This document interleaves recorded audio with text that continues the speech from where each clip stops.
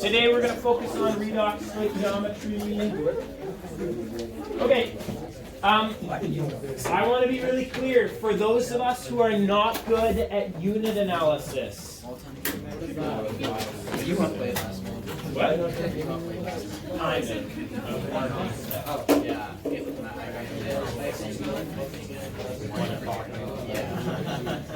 I was going to email you back, but I don't know if you went. You were. Yeah. Yeah, well, you guys do it right now.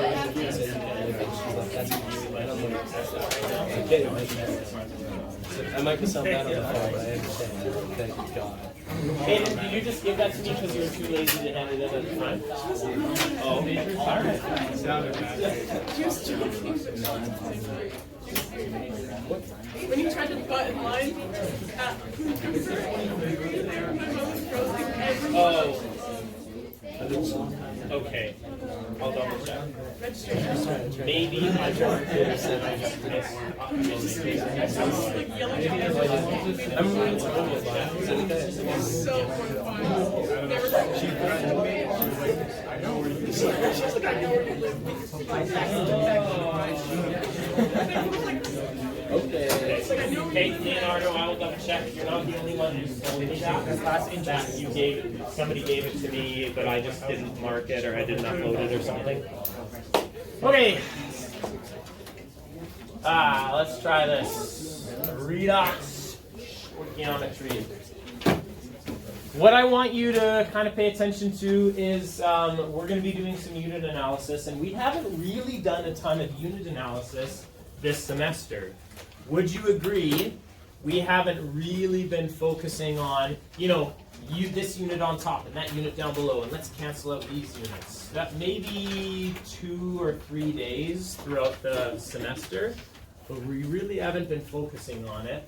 But today, oh boy, today it's going to be lots of redox stoichiometry. Here we go. So, we can do titrations and therefore stoichiometry in redox reactions as well as in acid-base reactions. Do you remember doing a titration in Chem 20? You should have done the titration of vinegar, I think. Yeah, and okay, perfect. So you were trying to determine the concentration of vinegar based on adding sodium hydroxide to it. Bless you. In a titration, one reagent, so this is what we call the titrant. One chemical is added to another chemical. It's added to the sample, sometimes called the analyte. The analyte is the thing you're trying to analyze. If you know the volume of both reagents used, as well as the concentration of one of the reagents, that's all you need. If you know the volume of one of them, if you know the volume of both of them, and then the concentration of one of them, then you can get the concentration of the other one. You can calculate the unknown concentration. All you need is a chemical reaction. That's all you need is a valid chemical reaction. You need the molar ratio.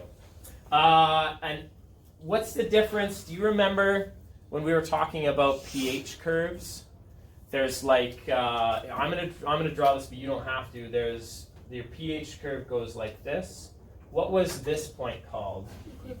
That's the equivalence point, right? Do you see the equivalence point during a reaction?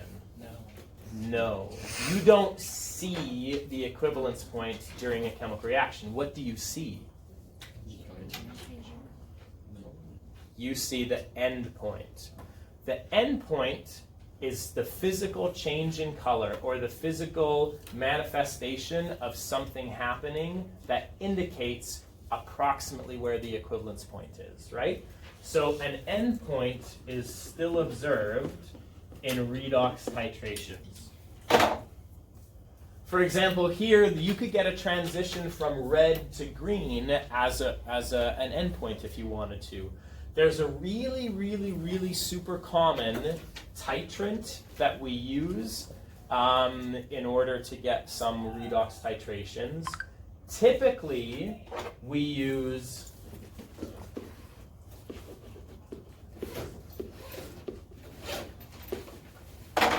this. What's this? Potassium permanganate. Potassium permanganate is a very vibrant color. I'm just going to show you a video. Sorry, I should have had this prep, but connections is always kind of a crazy day. But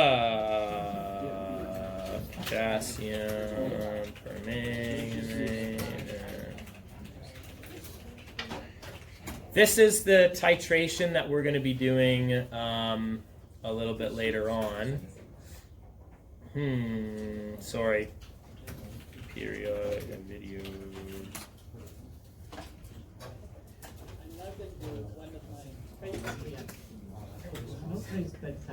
I don't know, have you ever seen this guy before? The reaction between hydrogen peroxide and potassium permanganate. Let's begin with water. Okay, so he's basically doing the exact same reaction we're going to do in our titration tomorrow, except yeah, whatever, that's okay. So he's going to pour out the titrant that we're going to be using, and let me know something unique about this titrant. Which gives it a nice pinkish purple color. You've probably heard me say already. So hopefully you notice that it's this pinkish purple color. Now, as soon as the potassium permanganate, which is purple, as soon as it reacts with something, it's really the permanganate. It's not the potassium that does anything. It's the permanganate ions that are purple. As soon as the permanganate reacts, what do you think happens? You're going to get a redox reaction, but it's not going to be purple anymore. So do you think that would be a really nice endpoint? Because you get a nice change in color, right? From purple to colorless. And so what's going to happen is we're going to do kind of the same thing as they're doing, but we're going to skip some stuff. This sample here, peroxide, is better. I put warm water in here, so the reaction may be faster. And I'll put in most of the acid as well. Then a bit of permanganate. And now we've got enough peroxide still left. You can see it's still colorizing straight away. That's pretty cool. Okay, so somebody describe for me what's happening here. Is somebody's phone going off? Bling, bling. Somebody's phone is on and it says from Emily Mattis. Does anybody know an Emily Mattis? Silence. Whatever. All right. Never mind. Okay, so, no, shut up. Whatever, it's fine. When we look at this, we're adding the potassium permanganate into, what's in here is acidified hydrogen peroxide. This is the exact same reaction that you're going to do tomorrow / Friday / maybe Monday if we have to, okay? So you're going to add the potassium permanganate to acidified hydrogen peroxide. And what do you notice? When there's still hydrogen peroxide left, what happens to the permanganate? It starts reacting and it goes clear. What do you think's going to happen? What do you think's going to happen the moment we run out of hydrogen peroxide? It'll stay purple. So what you want to do is you want to add the potassium permanganate all the way up until you add a drop, and that drop turns the solution like a pale pink color, and it should only stay pale pink like for 30 or 40 seconds or something like that. It's okay if it permanently stays pale pink, but we'll talk about the difference between endpoints a little bit later. Does that make sense? That's what you're going to be doing. From a burette, you're going to add potassium permanganate. In a sample, you're going to have hydrogen peroxide. So the permanganate is reacting with the hydrogen peroxide, causing it to stay clear. Yeah, so the permanganate ions get turned into manganese 2+ ions.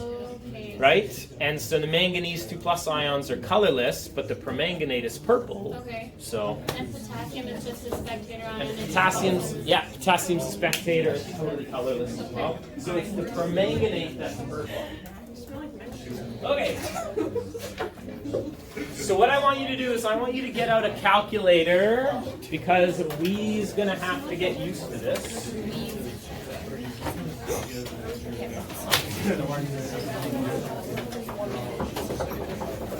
Anybody need to borrow a calculator?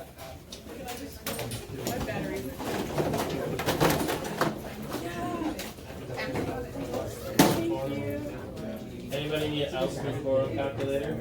Magic up there. Yeah, maybe get it out. And nobody else? Hey. Okay, please recall back to Chem 20. That's stoichiometry. It's just a fancy schmancy word for saying if I have this much of this, how much of this will I get? That's all stoichiometry is. If I give you information about one substance, can you calculate how much you would need or how much you will get of another substance? So we will use the start with what you want method of stoichiometry. Is anybody familiar with the start with what you want method? Yeah, good. Okay, that's what we're going to do. Okay. So example, 26.2 milliliters of 0.17 mole per liter sodium hydroxide was required to bring a 10 milliliter sample of acetic acid to endpoint. Calculate the concentration of acetic acid in the sample. I went through that pretty fast, but can you see how there's really only 3 bits of information in that thing, right? What we're going to do, we're given a reaction. The minus sign should be in superscript, whatever, doesn't matter. We're given the reaction. I want you can do whatever you want basically, but I want you to try and summarize the information below the equation. So 26.2 milliliters, what entity does that belong to? The hydroxide, the sodium hydroxide. So I'll put that down here, 26.2 milliliters, because that's how much of that substance we added. Then the 0.170 moles per liter, what substance does that belong to? Same thing, that belongs to the hydroxide. So I will write that below as well. But I'm going to write it in a very specific way. 0.170 moles per 1 liter. Do you understand why I'm writing it that way?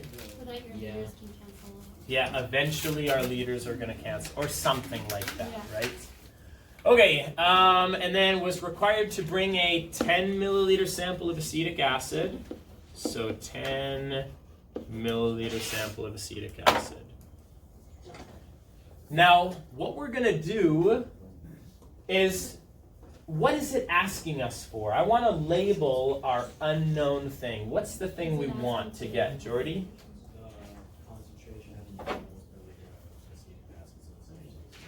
Okay, perfect. So I'm going to put concentration question mark here. That tells me that this is my unknown thing. That's the unknown entity that we're trying to figure out more about. What in here is my given entity? What information are we given lots of? Hydroxide. So what I'm going to do over on the side is I'm going to put our molar ratio, and your molar ratio is always unknown over given. Always, always, always. So what's our unknown? Acetic acid. What's the coefficient in front of the acetic acid? Whoa, 1. Okay. So 1 mole of acetic acid for every how many moles of hydroxide? 1. 1 mole of hydroxide. Now, you have everything you need. All of the puzzle pieces are here, and you just need to grab your puzzle pieces and put them in the right order to cancel out units that you don't want. So, if anybody knows anything about the way that I have taught Chemistry 20 in the past, I like to start a cult. Have we talked about our cult yet? No. Our cult? No? We've never talked about our cult? Okay, well you're all, by de facto, because you're in one of my classes, you're all in a cult, sorry, okay? The cult, it's the cult of start with what?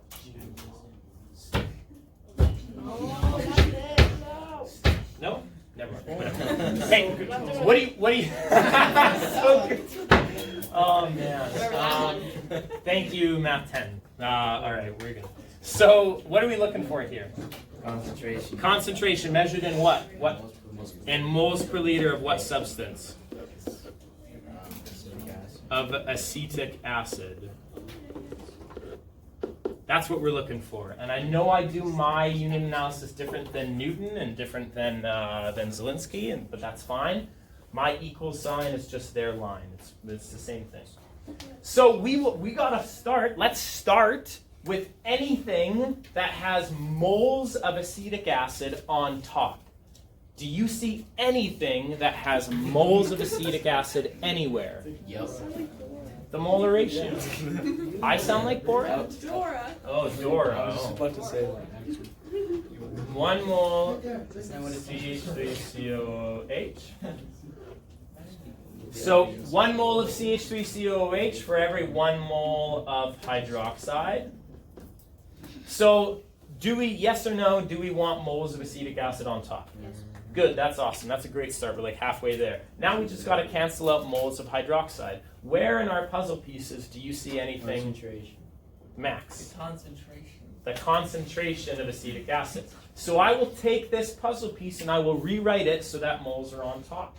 0.170 moles. And I will put of hydroxide over 1 liter of hydroxide.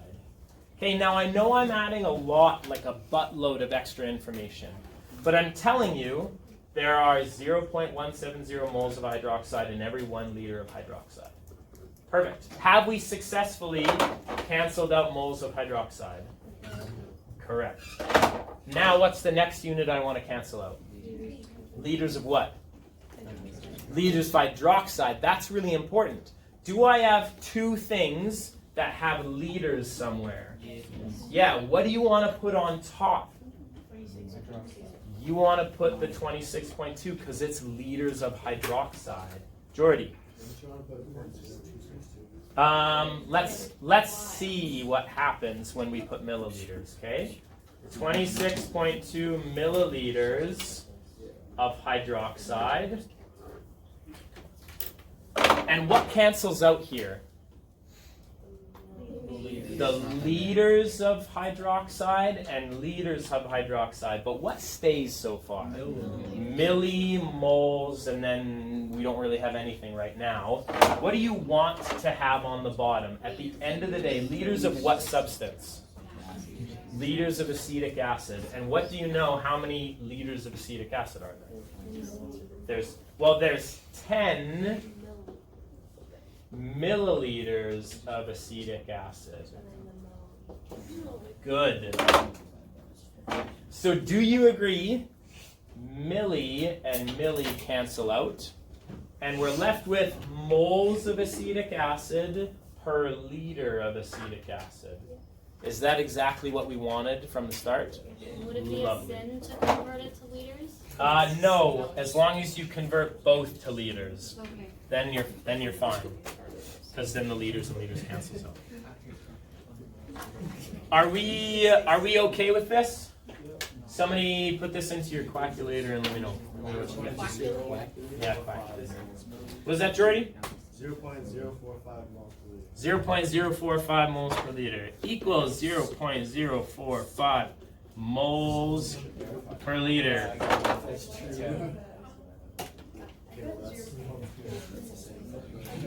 Here's the only problem with that answer.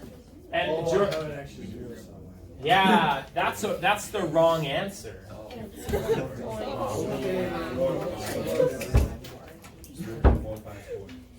0.454. How many significant digits do we want, Karoma? You want 3 digits, because that's the lowest number of significant digits, so it should be 0.454. It's 445. Yeah. 0.445 moles per liter.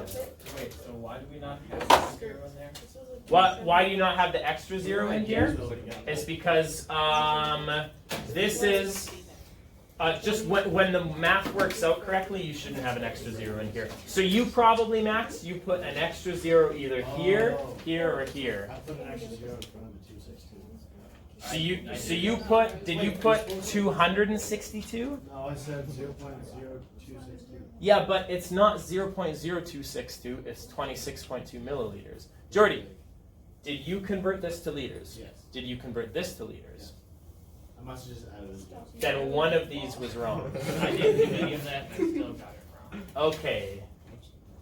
Well then, let's not do that. Let me know, Max, and we can take a look later. But I wanna scooch on to something else. Is that okay? Okay, let's scooch on. We're going to. Yeah, here we go. Perfect. Oh my goodness. Man, did I skip an entire slide? Yeah. Did I? This one? Is this one the next one? I mean, that's like. Is it sodium? No, I don't want to do the sodium chloride one. That's the next one. Okay, I don't want to do this. Okay, so let's just do this then. Are we? This is. I don't know. I got. Okay. Yeah, but I don't want to do that. I don't want to do another. Just regular titrations. Let's do this. Okay, let's try this. Something that you need to know about titrations is that in real life, IRL, okay, you need to have titration volume values that agree. All of them have to agree within plus or minus 0.2 milliliters. That means your highest value that you're accepting and your lowest value that you're accepting must be 0.2 milliliters or less far apart from each other. So let's take a look at this. Does anybody know why we put the final burette reading above the initial burette reading? Max? Makes it easier to subtract. It just makes it easier to subtract because when you look at your burette, right? You've got like 5 milliliters here and 25 milliliters here. And so you're going from here all the way down to here. It just makes it easier to go this minus this. Your final minus your initial. That's all it is. So I would like you to do these calculations for me. Please tell me what the change in volume was for all of these 4 trials. And tell me if there's one of them that you are not a big fan of. The first one. Third one. Wait, how close did that to be? 8.2. So These three.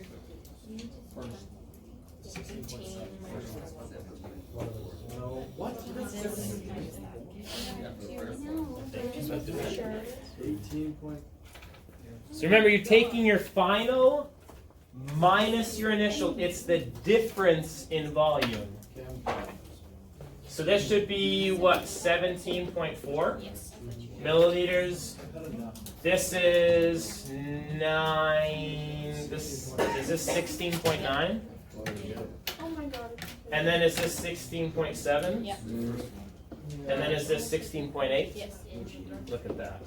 You have Okay, so are you happy with 3 of these values? Yes, these 3 values you're happy with. So, what would be the average volume between these 3 trials? Anybody who's really good at math I mean 8. would know that the average between 3 equally spaced numbers is the middle number, right? So if you're 1 above and 1 below, then the average is the middle, okay? But how would you calculate an average here? You add them all up, 16.9 plus 16.7 plus 16.8, and then you divide by the number of trials, and I know that this is going to be 16.8 milliliters. Now, here's the deal. Shh. On your burettes, I want to be very clear. on your burettes, we know what a burette is, right? It's the big long tube that's worth a lot of money because it's calibrated to a really like fine amount of detail. So you're going to have graduations on them.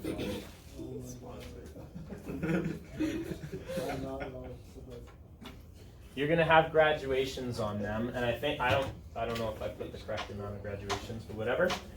So what I want to know is when you put, I'm going to make this the tiniest little line ever.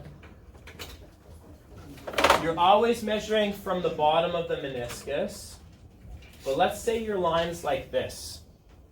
Let's say it's in between. Let's say this is 18 milliliters and this is, this is 18.5 milliliters.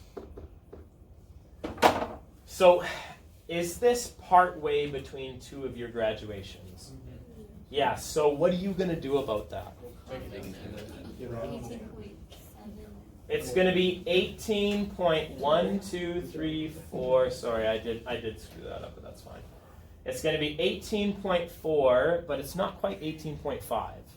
So if it's not 18.4, you know it's not 18.4, and you know it's not 18.5, then what could it be? 18.45. So you could go 18.45 milliliters. You should always be able to estimate in between graduations. You should always be able to add one extra significant digit than is actually being measured at the time. Does that make sense? So your measurements should always be like this. Now here's the problem. Normally when you're doing a titration, you have a clear liquid and the meniscus is super easy to read. But what's the color of our titrant? Purple, like a really deep purple color. And so it's going to be very difficult for you to see the meniscus and what the volume level is. Do your best. What? You can use a flashlight. You can use a flashlight. You can use a meniscus finder. I have meniscus finders and stuff like that. So that's fine. Okay, let's try this. We're going to do like 2 examples, and then I'm going to kind of I'm going to talk about the lab a little bit. Titrations can be easy if you're given a balanced chemical reaction. If you're not given a chemical reaction, they're much more difficult. But if you're given a chemical reaction, they're actually pretty easy. Here we go. We have the titration of 10 milliliters of acidic 0.05 mole per liter tin 2 chloride with potassium permanganate. Does anybody know why we use potassium permanganate in these reactions? Because it's purple and you see a really, really definitive color change. But also, can I get you to open up your data booklet? Let's look at the redox table.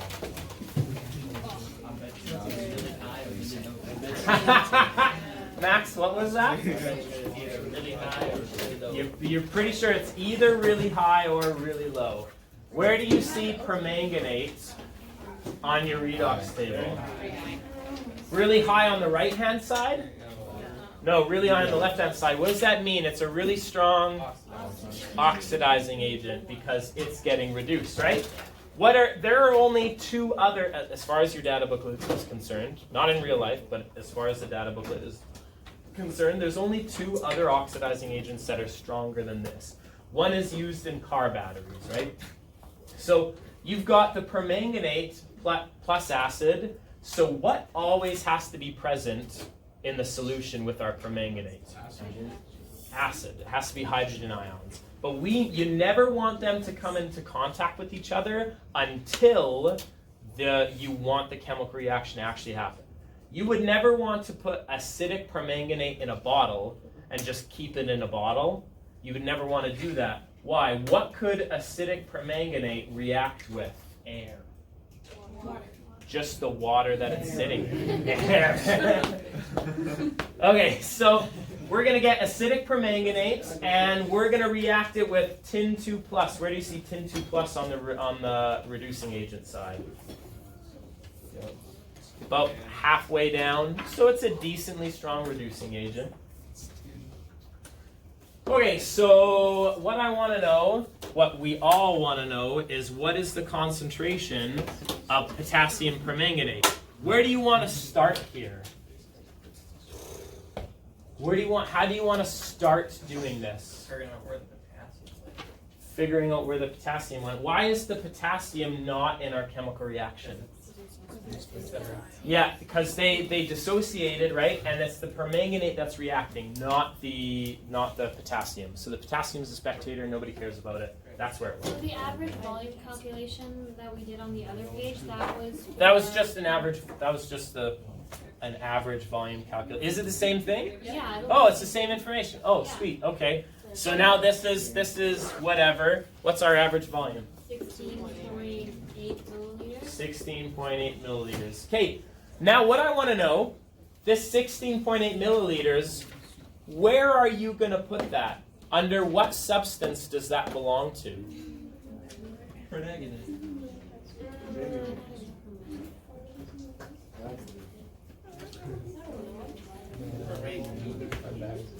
Let's try and really quickly identify something.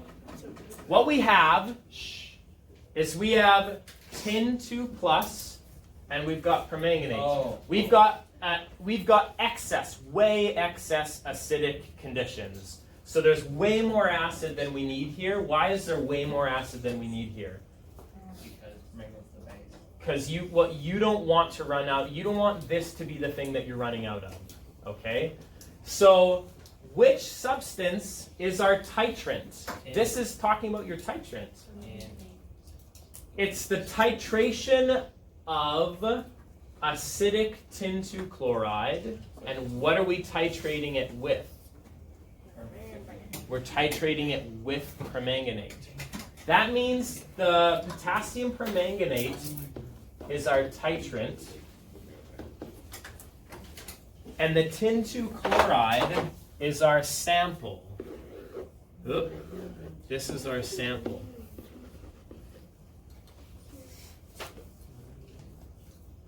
So we've got 10 milliliters of tin 2 chloride. We've got 10 milliliters of tin 2 chloride. We've got 16.8 milliliters of permanganate. And is there any other piece of information you know? Yeah. Concentration of which one of these things? The concentration of tin is what? 0.0500 moles in 1 liter. What are we looking for? What's the question asking us to find? Concentration. It's saying find the concentration of this thing. Now, I need you to make sure you understand why we're doing this. We want to know something about this thing, and it's giving us that thing. We want to know something about one substance, but it's giving us information about another substance. What do you have to use in order to convert between the two? Molar ratio. You have to use the molar ratio. And the molar ratio is always unknown over given. What's my unknown substance? The permanganate. So 2 moles of permanganate. In Britain, I think they call this manganate, and that always weirds me out. I don't know. Manganate. Manganate. Okay. And then our given is 5 moles of SN2+. Do we have to change the milliliters into liters? No. No, because milli and milli will eventually cancel out. Do you want to do this by yourself, or do you want to do it together? Let's do one of these together, and then I'll get you to do another one by yourselves a little bit later on. Okay? What's the chance that we're saying to each other in our cult?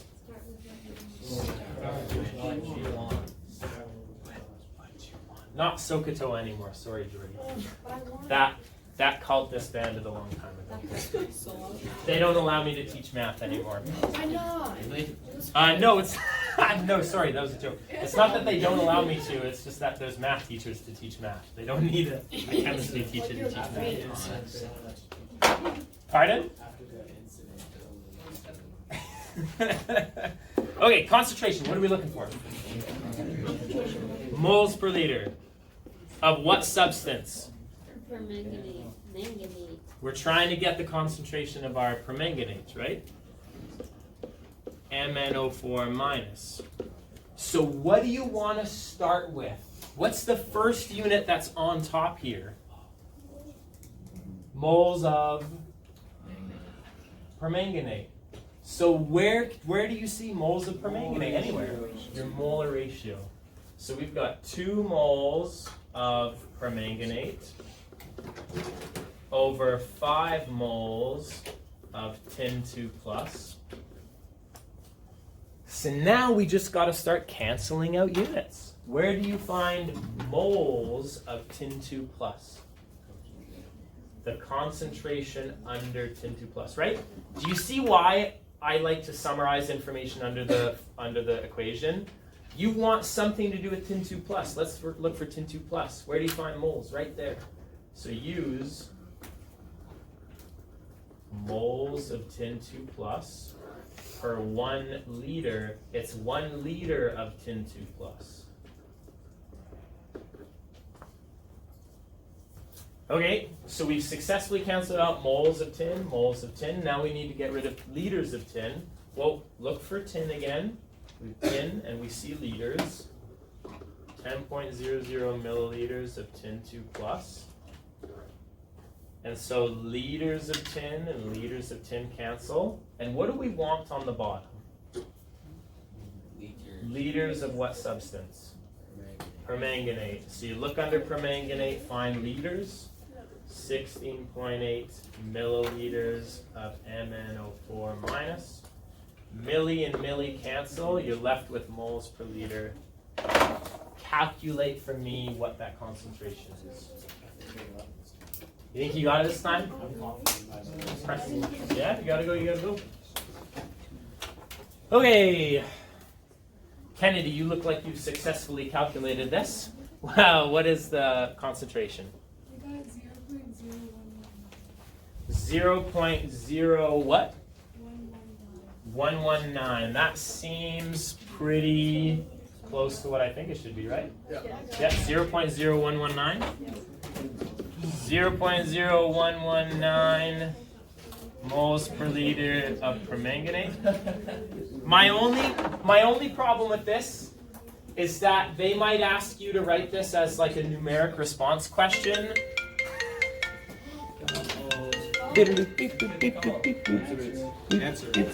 Oh, it's crow's nest passed. No, we're good. My phone? Yeah. No, my phone's. Oh, were you saying was it this thing? No, it wasn't that thing. That would be weird and awkward. Okay. Now the only thing is they will often ask you to put this into scientific notation. So how would I put this into scientific notation? 1.19 times 10 to the power of -2 moles per liter. Good. As long as you understand that, like they could do a numeric response question where they said, give me this in A dot BC times 10 to the power of -D. And so your A, B, C, D would be 1192, right, Max? How many sig digs are there? How many sig digs should be there? Let's go back to our original information. I see these are perfect definitions, right? This is exactly 2 to 5, so that's infinite, right? But 4, 3, and 3, so we gotta have 3 digits.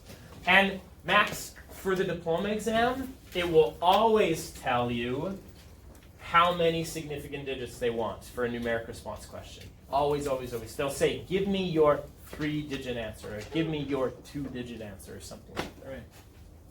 Are we good? Yeah? Can I get you to do one by yourself?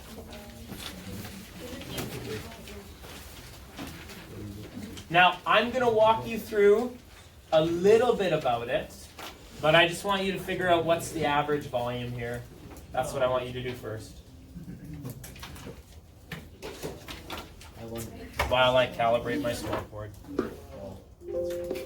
Bling, bling, bling, bling, bling, bling, bling, I wouldn't bling. I think it's like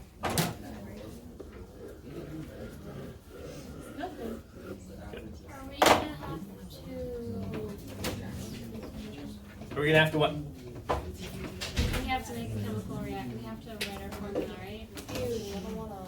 You don't wanna. He's lying. Yeah, I'm always lying. I'm very impressed. Yep. Alright. Oh,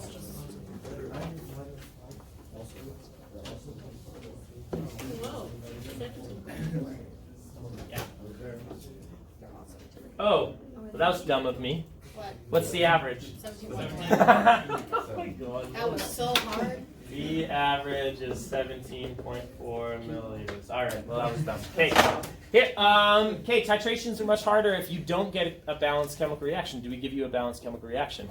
Oh, now what do we have to do? We have to predict a reaction.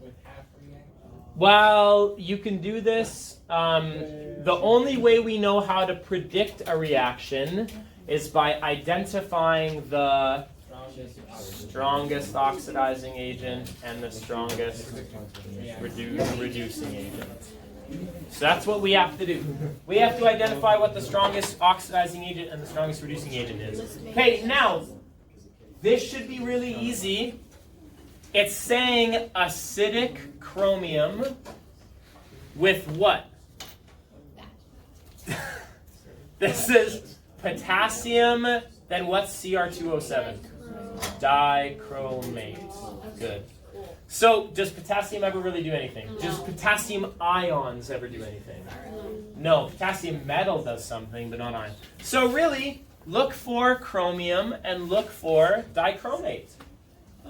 Under acidic conditions, where do you find chromium? Where do you find chromium 2+, and where do you find dichromate?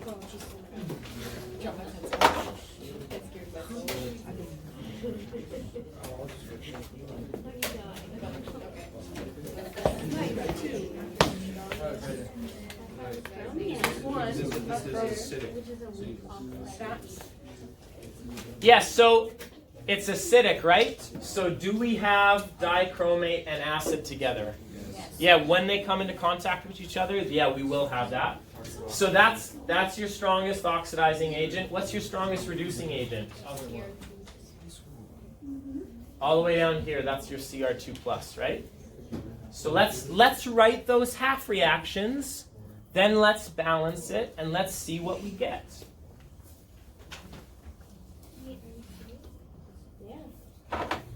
Is anybody really upset that we have to do this right now? I'm tired. What? You can't. Why can't you just do the molar ratio? Because you don't have a balanced chemical reaction yet, right? You need to have a balanced chemical reaction. Okay. Cr2O7 plus 14 hydrogens plus 14 hydrogen ions plus holy guacamole, 6 electrons. Turns into 2 Cr3+ ions and 7 waters.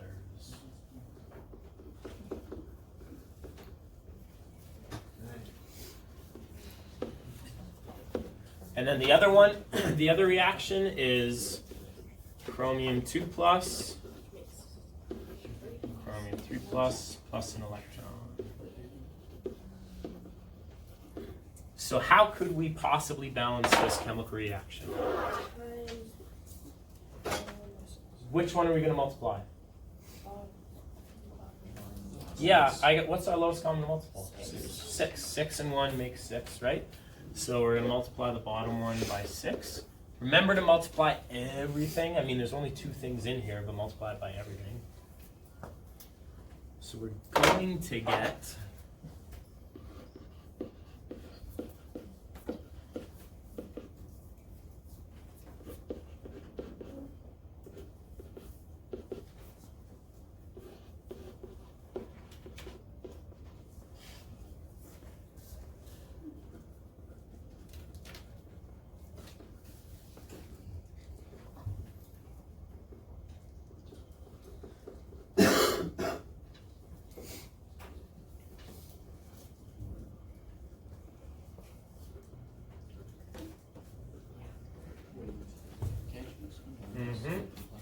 absolutely. So the 2 chromium 3+ and the 6 chromium 3+, we could absolutely and should absolutely combine them into 8.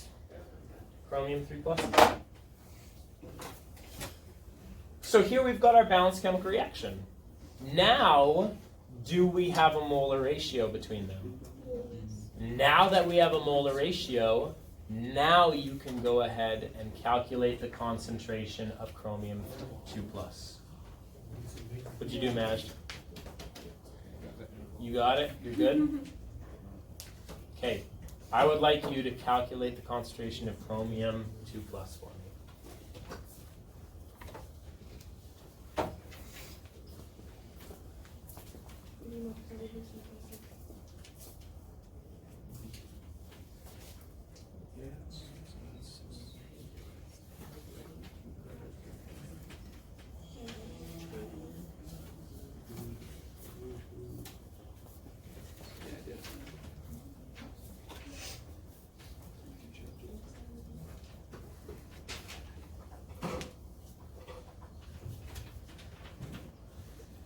As much as I appreciate you doing this, I just want you to understand that it's super easy to get these two things confused, right? Because it's liters and liters or milliliters and milliliters or whatever.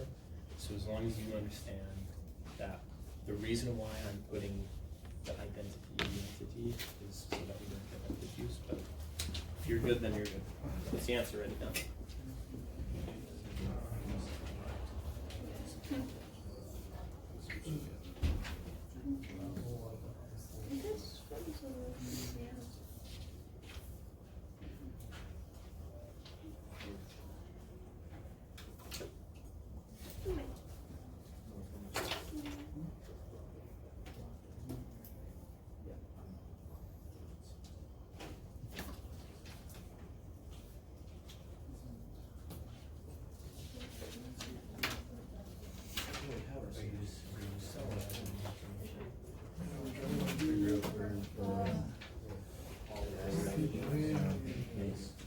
This is and so we want to go back to our 10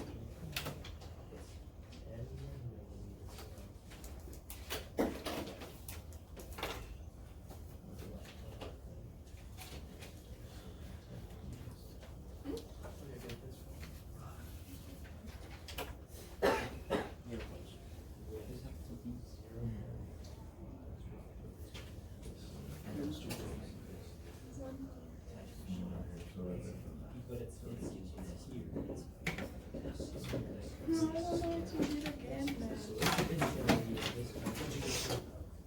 Use the same number with different decimal places.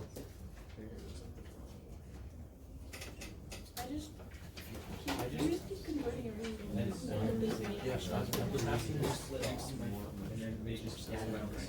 It does. Because in my car, I don't want to follow a procedure. It doesn't make sense. And you just take it for a while, it makes sense. You know, because this is Me, I understand that they both cancel out. and turn it into the Maybe I actually have something to Ow! positive and negative. I see what I did. I actually wrote it right on my thing because I forgot to put that zero over Obviously, here. potassium, right?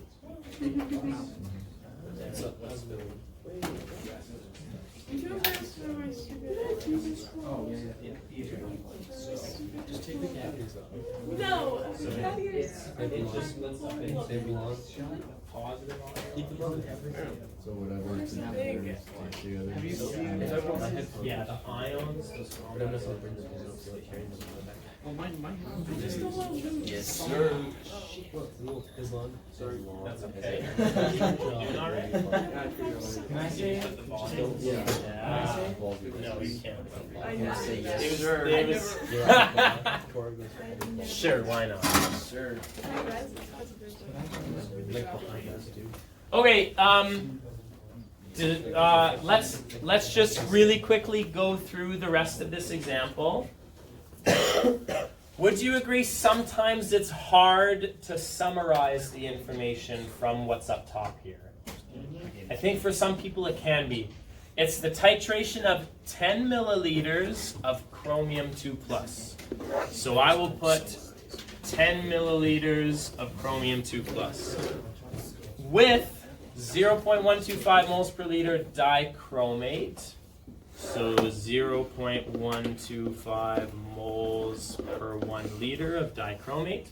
And then there's this other volume, this mysterious average volume, but which substance does the average volume have to belong to? Can it belong to chromium 2+? No, because we already have a volume for it, right? So it has to belong to dichromate. So that was 17.4, yeah. 4 milliliters.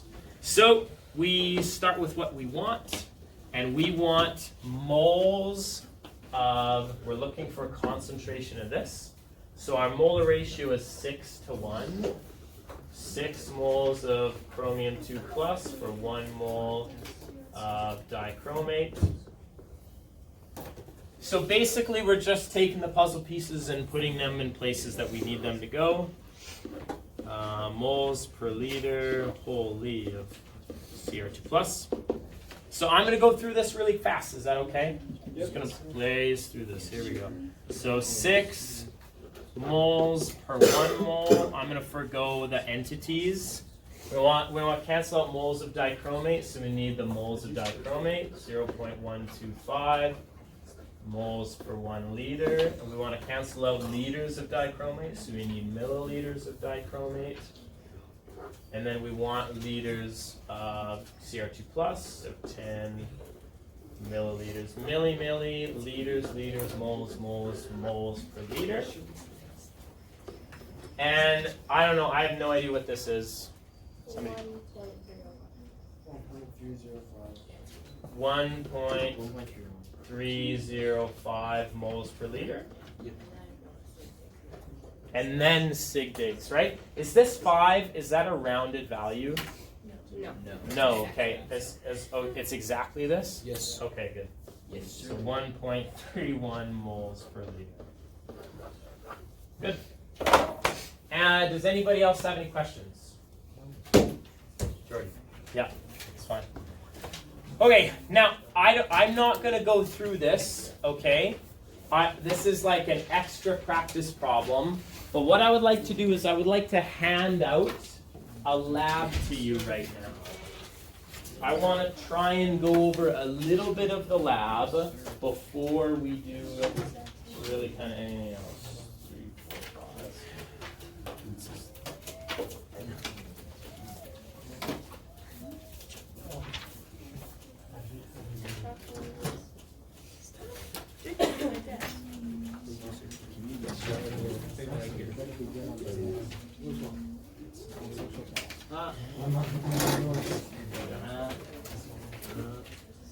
Investigation 13.4.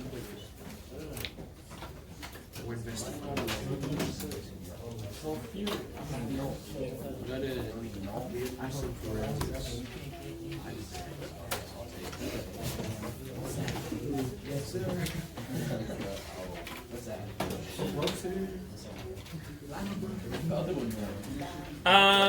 If you wanna, just because there's extra practice there, if you want to write down what the fine, no, I didn't even do it last time I taught this, so never mind. Whatever, it's fine.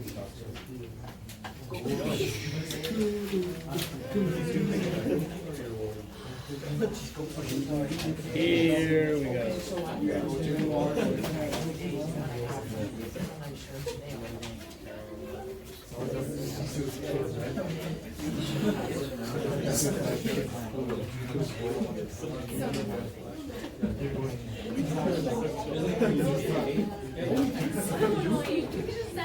Good, K.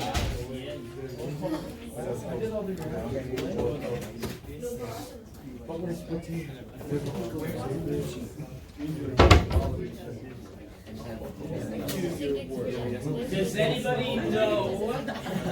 This one. Okay. Sissy. Do I have to leave you? Exactly the last one. Yeah, still practice. Okay. Oh, this isn't it. Okay. Does anybody know what hydrogen peroxide is? Nail polish. No. No. Rubbing alcohol is nail polish remover, right? Or like like acetone, there's ethyl acetate in there and stuff like that as well. There's a bunch of different organic compounds. But this is a bottle of isopropyl alcohol. Have you ever put, sorry, this is a bottle of hydrogen peroxide. Have you ever put hydrogen peroxide on a wound before? Yes. Okay. Yes. The idea is that hydrogen peroxide is supposed to be a really, like, a pretty good reducing agent. Can you confirm for me that hydrogen peroxide is like an okay reducing agent? Yep. Yes. Mikkel, are you just saying that because it's like a meme now? No. No? Where's hydrogen peroxide on here? Somewhere on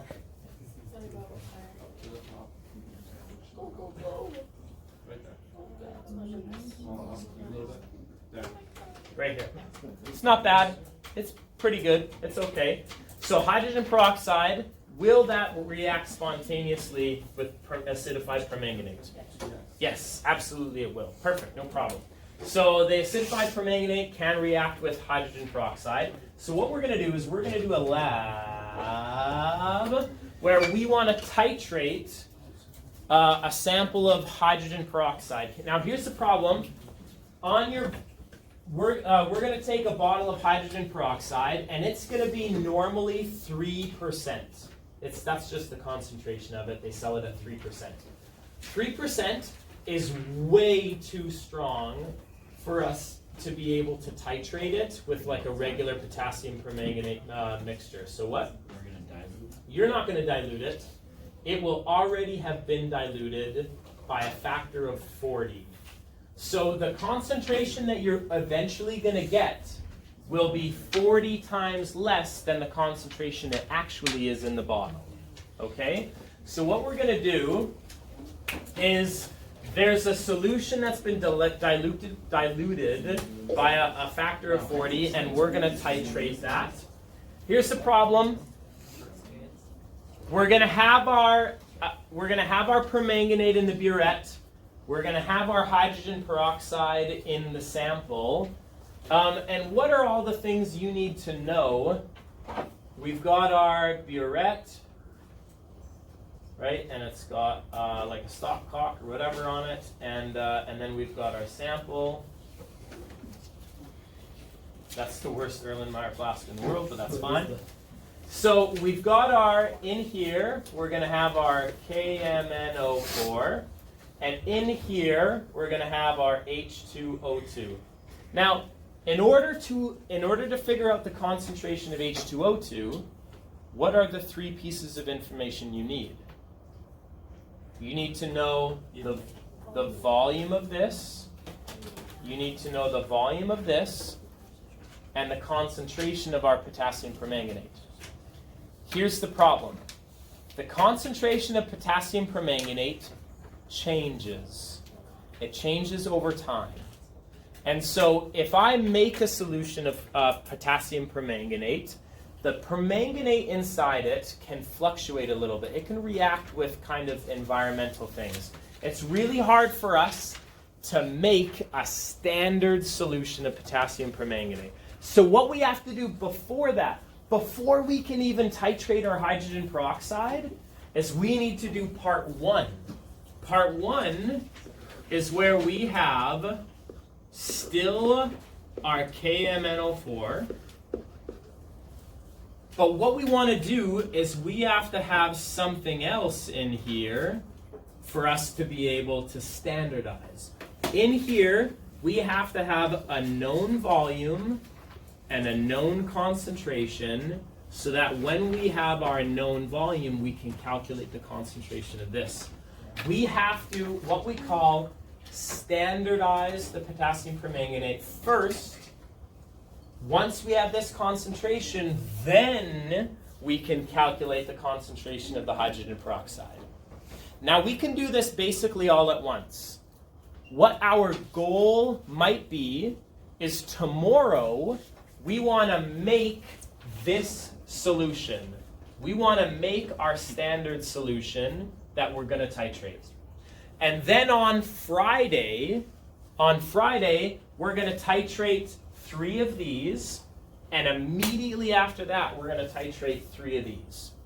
so that there's no time between all the titrations for the potassium permanganate to go all wonky on us. Is that okay? You're hesitant. That's hopefully this is not too bad. So what we have to do, we have to use a very specific standard. Now this very specific standard is something that we call iron 2 sulfate ammonium sulfate hexahydrate. The reason why we use this is, what's the very first thing in this formula? Iron 2. This is a source of iron 2. When I put 1 mole of this thing, I get 1 mole of iron 2 plus out. What do you notice about iron 2 plus? What do you notice? Here's my hydrogen peroxide. What do you notice about iron 2 plus? It's a very similar strength reducing agent. Does that make sense? So it will react hopefully similarly to hydrogen peroxide. Now I know that this is complicated, and I've split it up into kind of like a part 1 and a part 2. The part 1 is if you can make your standard solution and titrate the standard solution all in one day, that would be nice. If we can do as much as possible tomorrow, that would be great. And then on Friday, we can come in and we can just titrate our hydrogen peroxide. I know we will have given the permanganate a day to kind of, a day to maybe go wonky on us, but after a day it'll be fine. It's over the weekend that we're concerned about this thing. So I've got a pre-lab question for you right now, and I would like you to calculate that pre-lab question. The molar mass of iron sulfate, ammonium sulfate heptahydrate is going to be a little bit hard. It's the molar mass of this thing is like in the 370s or 390s grams per mole, okay? So I want you, use unit analysis or use formulas, whatever you want, but you want to calculate the mass of this needed to make that much of that.